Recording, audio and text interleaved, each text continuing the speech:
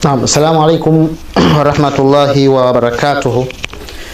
Walhamdulillahi wassalatu wassalamu ala ashrafil anbiya'i wa imamil mursalin sayyidina Muhammadin sallallahu alayhi wa sallam wa ala alihi wa sahabatihi ajma'in.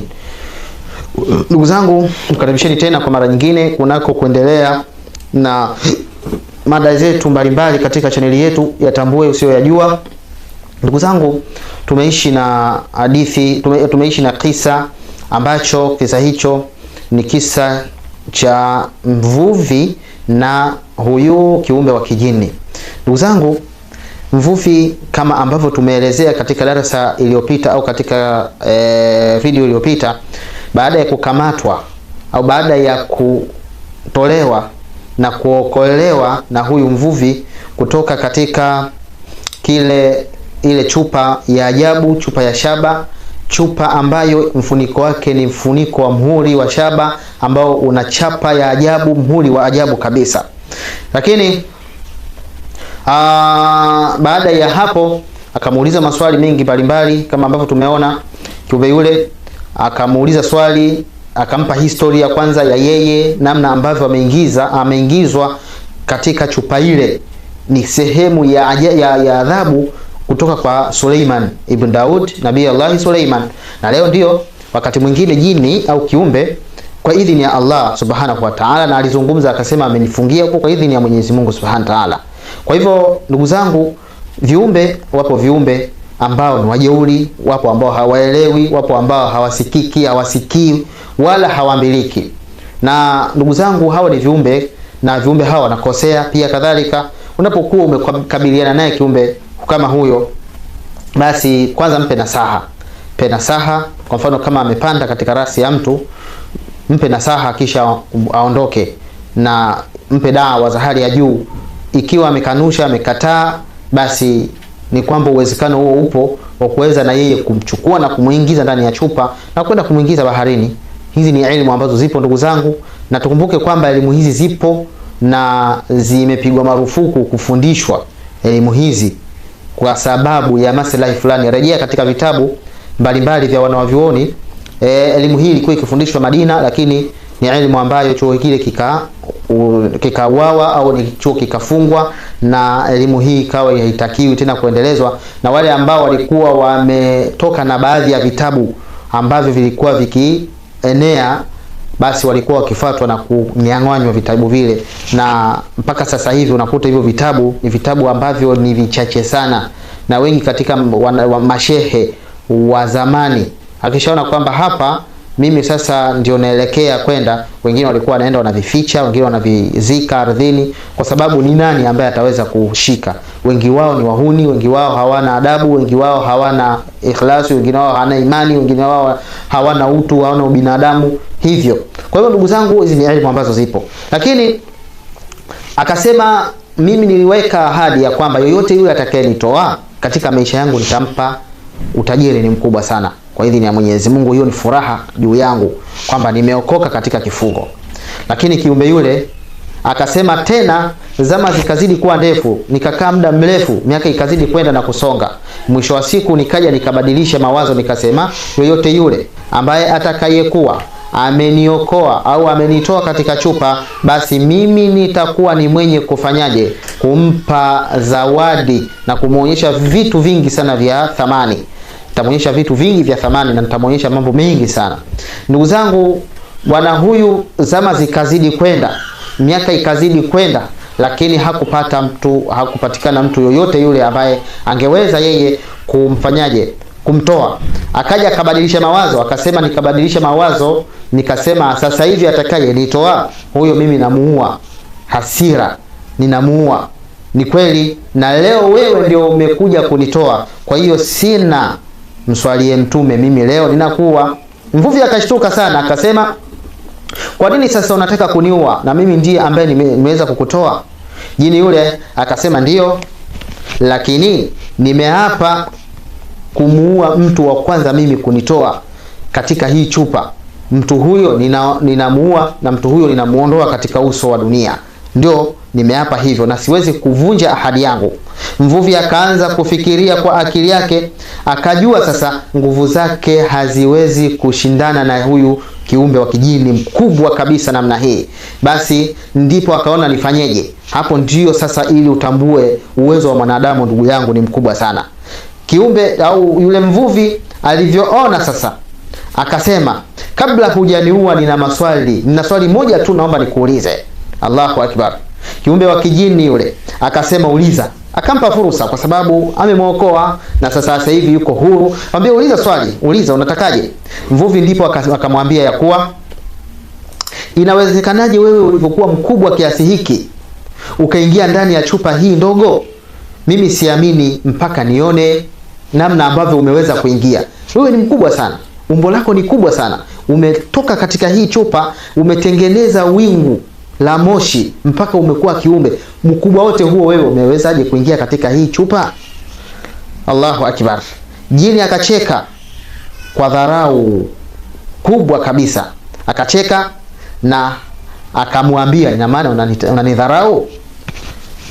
Kumeingia sasa mabishano, na asili ya hawa viumbe wa kimajini, asili yao ni dharau, kama ambavyo ilivyokuwa katika uumbaji wa Mwenyezi Mungu Subhanahu wa Ta'ala. Wakati anamuumba Nabii Allah Adam, walimdharau sana, walimdharau, na ndio asili yao viumbe hawa. Sio wote wale waliosilimu hawana hizo tabia, kwa sababu ukishakuwa Muislamu na mwenye kumuamini Mwenyezi Mungu, wewe unakuwa ni mnyenyekevu. Kila unayemuona kwako ni mcha Mungu, basi ni kiumbe wa Mwenyezi Mungu. Wale walioamini kwa Mwenyezi Mungu sio wote, hata sisi wanadamu pia wapo wanadamu ambao wana asili ya dharau, unaona lakini asili ya dharau na kiburi huwa ni hao viumbe wa kimajini, hatakaji kushindwa.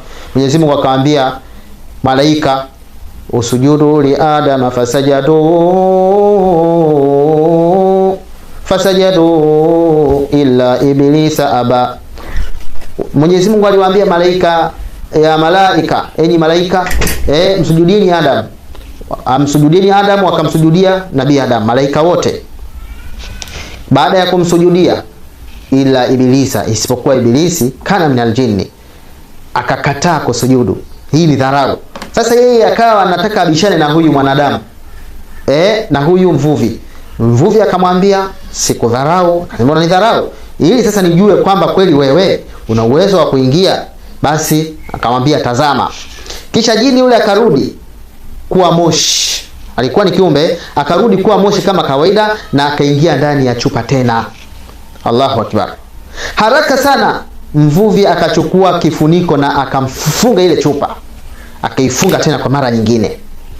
Alivyoifunga ile chupa, akamwambia yule jini sasa, akamwambia yule kiumbe, sasa rudi baharini na kurudisha baharini, na sitakuachia wewe uliyevunja ahadi yako. Sitokuachia, yani kwa maana sitokufungulia tena.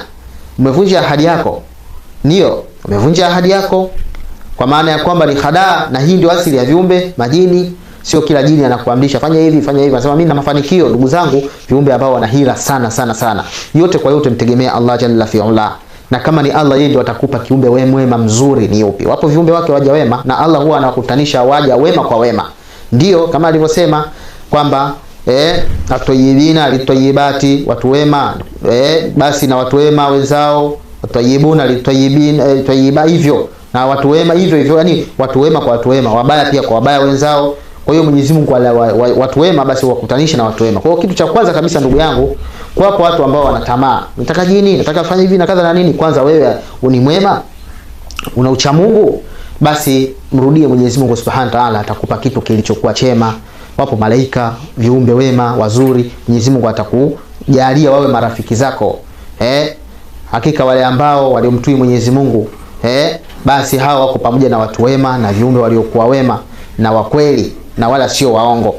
Sasa akamwambia, wewe ni mwenye kuhalifu ahadi zako, sikurudishi tena na sikufungulii tena, na sasa hivi nakurudisha zako baharini. Basi jini yule akaanza kuomba maombi mbalimbali, akaanza kulia, akaanza kulalamika, akasema, ewe mvuvi, nisamehe sana, nimebadilika, nitoe tena, nitakulipa na kukusaidia, ninaahidi kwa Mwenyezi Mungu Subhanahu wa Ta'ala. Ndugu zangu, inafikia hatua wakati mwingine mtu amekufanyia hadaa, na mioyo ucha Mungu ndivyo ilivyo. Huwa wakati mwingine moyo unakuwa unajirudi, ambao una asili ya ucha Mungu. kwamba huyu mtu amelalamika. Ndio Mtume sallallahu alaihi wasallam alivyokuwa, kuna watu alikuwa ameshika upanga anataka kumuua, kuna mwingine amekuja anataka kumuua Mtume sallallahu alaihi wasallam. Masahaba wakaja wakamzunguka yule bedui, wakataka kumchinja. Mtume akamwambia muacheni. Baada ya kumwacha yule bwana akaogopa, Mtume akamsamea, akasema msimuue, muacheni aondoke zake. Yule bwana akaondoka. Alipofika mbele baadaye akarudi kwa Mtume sallallahu alaihi wasallam. Masahaba wakawa wamesimama kidete, wanasema wewe unataka utuulie mtume wetu, umeachiwa uondoke, mbona unarudi tena? Ina maana umekuja kishari. Ule bwana ndio akatamka, kwa sababu mwanzo alikuwa ambia silimu ili usalimike. Ule bwana akakataa. Omar akasema mkate shingo au tumue, nimuue ya Rasulullah, niruhusu. Mtume alikuwa na moyo wa huruma. Mtume sallallahu alayhi wasallam alikuwa na moyo wa kipekee, akamwambia Omar, hapana Omar, usimuue huyo, muachieni, mpeni njia aondoke. Kisha akaondoka. Alipofika mbele ule bwana ikabidi arudi tena. Baada ya kurudi, masahaba ndipo sasa wakawa na ghadhabu, wanataka wamrukie mkate shingo. Subhanallah. Ule bwana akafika mbele ya Mtume akatamka shahada, akasema ashhadu an la ilaha illa Allah wa ashhadu annaka rasulullah. Mimi nashuhudia kwamba wewe ni mtume wa Allah. Kwanza hakika Allah ni mmoja, hakuna mola apasaye kuabudiwa kwa haki isipokuwa yeye, na wewe Muhammad kweli ni mtume wa Allah. Mtume akamuuliza kwa nini wewe? Asema nimesilimu. Mimi sasa hivi nishakuwa Muislamu. Nimekukubali Muhammad, kwa sababu ungekuwa na uwezo wewe, kama ungekuwa ni chinja, kama ungekuwa na roho mbaya, wallahi ungenimaliza, na kati mimi mwanzo ndio ulikuwa nikumalize wewe. Allahu akbar. Angalia, na hii ndio asili ya wema pia. Watu wema, hii ndio asili ya wema. Sasa angalia, bwana huyu alikuwa na Mungu ndani ya moyo wake, ndani ya kifua chake, ndani ya roho yake. Anamsikiliza kiumbe huyu analalamika, akasema wallahi nitakusaidia, nimebadilika na sitotoa tena na sitokuwa tena na ahadi ya uongo, na ninasema wallahi mimi nitakuwa Bennett na wewe na nitakusaidia. Naomba uniokoe, usinirudishe tena katika kifungo hiki. Mwamba. Baada ya hapo mvuvi akasema wewe ulitaka kuniua mwanzo, ulitaka kuniua, baada ya mimi kukusaidia sitadanganyika tena na wewe. Najua vitimbi vya kishetani vilivyo. Akasema wewe ulitaka kuniua, sitokubali tena nirudi eti tena nikufungue alafu uniue. Allahu akbar. Allahu akbar. Kisha katika baadhi baada ya hapo katika simulizi hii, maana yake ni kwamba kiumbe huyu wa kijini alikuwa akilia sana. Na katika baadhi ya maelezo aliyokuja, asema jini akaapa, akasema ya kwamba hata mdhuru tena, asema sitokudhuru tena. Unaona, akamshawishi mvuvi yule, akamshawishi, akampa uchatashwishi kubwa sana ili aweze kumtoa. Akampambia vitu vingi, nitakufanya hivi, utakuwa hivi, na kwa hili moyo wa mwanadamu wakati mwingine dunia kifikiria kwamba ina maana kumbe nitakuwa hivi. Mfano sasa hivi anakuja mtu anamwambia bwana, mimi nakupigia kampeni, mimi wewe utakuwa hivi. Kiwa hivi utakuwa hivi, utakuwa hivi. Fikra zile. Jini yule akawa ni mwamba, akamshawishi mwamba yule.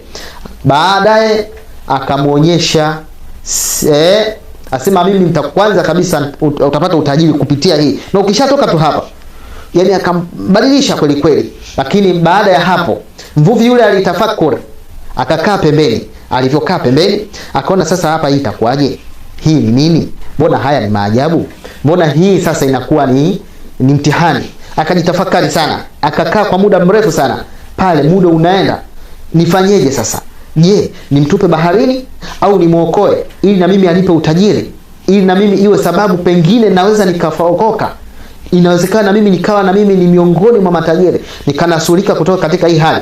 Lakini mwanzo alitaka kuniua, na alizungumza vitu vitatu mwanzo. Akasema kwamba mimi niwahi kwa hapa, nikasema kwamba atakayenitoa mimi nitampa utajiri. Lakini miaka ikaenda, hiyo ni ahadi yake alitoa. Miaka ikaenda, akasema muda ukaenda. Sasa mimi nitaaminije kama kweli aliapa hivyo? Mwanzo aliponieleza hivyo nikaa tension, nikasema na maana leo nimepata nzari. Ina maana mimi leo ni tajiri, na mimi baada ya masaa machache na mimi nitakuwa mtu mwingine. Lakini baadaye akasema baada ya miaka kuzidi na miaka kwenda, miaka kuwa mingi, akabadilisha mawazo, akasema simpi utajiri tena, nitampa vitu vizuri na nitamuonyesha vitu vizuri vyote, nitakuwa namuelekeza fanya hivi, fanya lile hivyo. Lakini baadaye akabadilika. Baada ya miaka kwenda hajapata mtu wa kumtoa hapa, akabadilika tena, akasema kwamba mimi atakaye kuwa wa kwanza kunitoa huyo ndio naanza kumuua. Hasira zile. Kuna mtu anafanya anaadhibiwa, afu akitoka hapa anasema mimi sasa hapa nikiachiwa hapa, bora kama kuniua nimniue, lakini nikiachiwa hapa, nikitoka huko mtaani tutajuana, tutafahamiana. Sasa atakeni tu anaanza kwanza na huyo.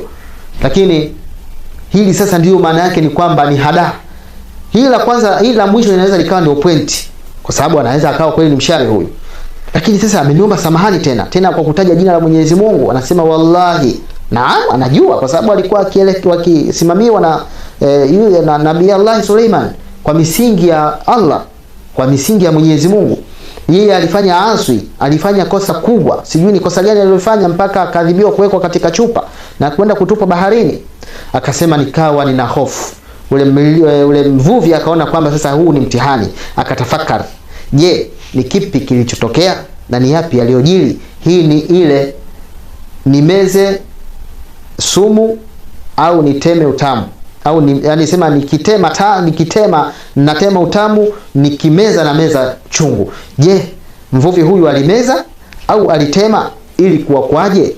Kumbuka kilichomshawishi na kinachomtia tashwishi, kinachomfanya anabaki katikati ni vitu viwili. Kitu cha kwanza kabisa ni uchamungu na maneno ambayo anayapia yule bwana pale. Na tunaambiwa sisi usimhukumu mtu ikiwa tayari kasha hapa kwamba mimi, maana yake ni nini? Maana yake mimi nimefanya hivi jambo hili na ninamwapia shahidi wangu ni Mwenyezi Mungu. Na sifa ya waumini akishatajiwa kiapo kwa ajili ya Mwenyezi Mungu, basi huyo inatakiwa tayari akubalike katika hilo. Ima kama sio kweli atajuana yeye na Mwenyezi Mungu, na hii ndio sifa ya waumini. Mvuvi huyo ni muumini mcha Mungu. Hiyo ndio jambo la kwanza. Lakini jambo la pili, ina maana sasa kuna maisha ya ulimwengu, mimi naenda kuokoka au niachane naye? Mimi sasa niishi maisha haya, je, nifanyeje? Ni kipi kilichotokea katika video ya 3? Karibu sana, usiwe mbali na Jureid Mo Ruhaniyat.